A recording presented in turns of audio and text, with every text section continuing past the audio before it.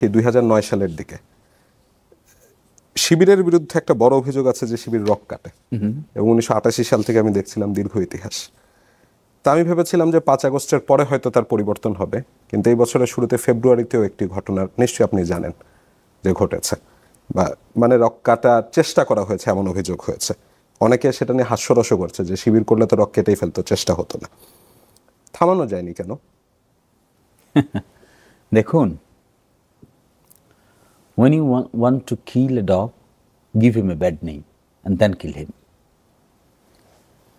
দেখেন, এমন এমন ঘটনা আমি নিজে উইটনেস করেছি, যেখানে পত্রিকায় লিখে একেবারে ছয় লাভ করা হয়েছে, এন্ড অফ দ্য ডেতে সব লোক কোর্ট খালাস দিয়েছে। ওটা আর কেউ লেখে না।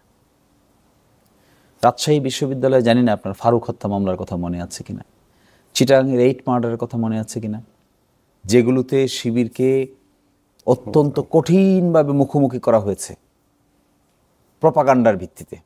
শেষ পর্যন্ত 2010 সালে ফারুক হত্যাকাণ্ড, 10 সালে ফারুক হত্যাকাণ্ড, এবং আগের আওয়ামী লীগ সরকারের আমলে 8 মার্ডার। আপনি খুঁজে দেখেন এভিডেন্স, কোর্ট কাছারি রায় দেখেন খুঁজে, এভরিওয়ান ইজ অ্যাকুইটেড। কেউই কিন্তু শেষ পর্যন্ত দোষী সাব্যস্ত হয়নি। শিবিরের ছেলেরা কেউ দোষী সাব্যস্ত হয়নি। এখন আমি একটা জিনিস দেখেছি, এটা এই বছরের যে ঘটনাটি, এই টেকিংটা এইভাবে দেখা উচিত না যে একটা লোক এটা কাজটা করেছে, শিবির দেখেই মনে হয় কাজ করেছে, এরকম না। আপনি এই রক কাটার কথা শিবিরের বাইরেও আর বহু লোকের বিরুদ্ধে আসতেছে না। দেখেন, আপনি 6 মাসের আমি এক ডাটা দেখেছি, হিউম্যান রাইটস রক কাটার ডাটা, হ্যাঁ ডাটা দেখেছি, যেখানে এরকম অল্টারকেশন হয়েছে। এরকমও হয়েছে সেম পার্টির উপরের, সেম পার্টির এক গ্রুপ আরেক গ্রুপের পা কেটেছে, হাত কেটেছে। আপনি দেখেন, এগুলো আমি বলতে চাই না, এগুলো this not my job to backbite others, কিন্তু আমি বলছি এই জিনিসটা এখানে পার্টিকুলারলি আরোপ করে আপনি ব্যাড নেম দিতে হবে কেন? আচ্ছা, তাইলে আমি একটু পরিষ্কার হওয়ার জন্য জিজ্ঞাসা করি, মানে শিবির কি তাহলে রক কাটতো কি কাটতো না এই প্রশ্ন থেকে যাচ্ছে, নাকি শিবিরও রক কাটে অন্যরাও কাটে, ওই জন্য সমানভাবে সবাই কাটছে? There are several moods of offenses in Bangladesh. আপনি ইউনিভার্সিটির ক্যাম্পাসগুলোর কথা মনে করেন, এই আমলের কথা বলছি না, আপনি মনে করেন এরশাদ আমলের কথা। জি, সকল পাবলিক বিশ্ববিদ্যালয় ওয়াজ এ পয়েন্ট অফ ভায়োলেন্স। এমনও তো আমরা দেখেছি, পত্রপত্রিকার রিপোর্ট পড়েছি, যে বিশ্ববিদ্যালয়ের হলগুলো দখল করার জন্য গ্রুপে গ্রুপে বিভক্ত হয়ে কে কোন দিকে অ্যাটাক করে কোন হল দখল করবে, that was a culture. Student অর্গানাইজেশনের কালচার ছিল এটা। এবং সেই কয়েকটা বিখ্যাত নামও আছে, আমি নামগুলো উচ্চারণ করতে চাই না, কারণ কোনো ব্যক্তির বিরুদ্ধে আমার কোনো অভিযোগ নাই। ঢাকা বিশ্ববিদ্যালয়ের হলগুলোকে দখল করার জন্য that was a fight, that was a fight in broad daylight. আমরা দেখেছি বিশ্ববিদ্যালয়ে আগের সময় যখন পড়েছি, 98 থেকে 2001 সাল পর্যন্ত, গেস্ট রুম, গণরুমগুলো দখল করার জন্য এক ধরনের প্রতিযোগিতায় লিপ্ত হতো ছাত্রদের মধ্যে। Campus violence was known, not unknown. এই সত্যি অস্বীকার করলে তো হবে না। এবং সেখানে শিবির লোকেরা করেছে, খালি শিবির তার নিজেকে রক্ষা করতে গিয়েও তো তাকে সেলফ ডিফেন্স দিতে হবে, অন্যরা করে নাই।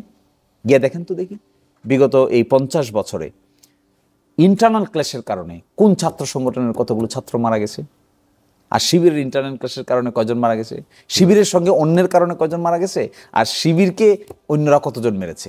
এই স্ট্যাটিস্টিক্স যদি নেন তাহলে দেখবেন campus violence in Bangladesh is not unknown. এখন আমরা গেল 17 বছরে যা হয়েছে এটা অস্বীকার করবার কোনো উপায় নেই। তারও আগে যান, 17 বছরের আগে যান। ধরেন আমরা 17 বছর কোনো কারণে সফটলি দেখলাম, 17 বছরের আগে যদি যাই, আমরা 1998 সাল থেকে 1996 সাল থেকে 2001 সাল ধরেন, তারও আগে 1991 সাল থেকে 96 সাল পর্যন্ত ধরেন, বিএনপি ওয়াজ ইন পাওয়ার। এবার দেখেন কতগুলো ক্যাম্পাসে কতজন ছাত্র নিহত হয়েছে এবং কার দ্বারা কারা নিহত হয়েছে।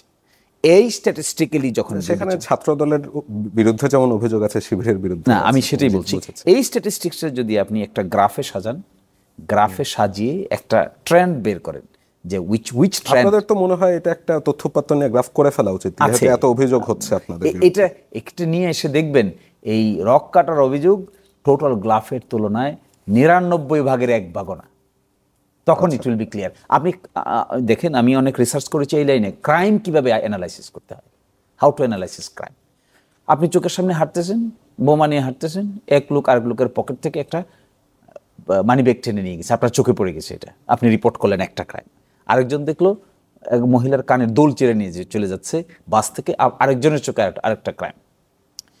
এটা দিয়ে আপনি কি মিন করবেন? ক্রাইম জোন কি করে ঠিক করবেন? কোনটা মোর ক্রাইম জোন, কোনটা কম ক্রাইম জোন? আপনাকে স্ট্যাটিস্টিক্যাল ডাটা নিয়ে অ্যানালাইসিস করে সাজাতে হবে যে এই এলাকায় এই ধরনের ক্রাইম এইভাবে সংগঠিত হয়, এটার জন্য প্রিভেন্টিভ মেজার এটা। এইটাকে যদি একটা টেবিলে রাখা হয় তখনই বুঝতে পারবেন ঊর্ধ্বগতি, অধোগতি, কে কত রেসপন্সিবল।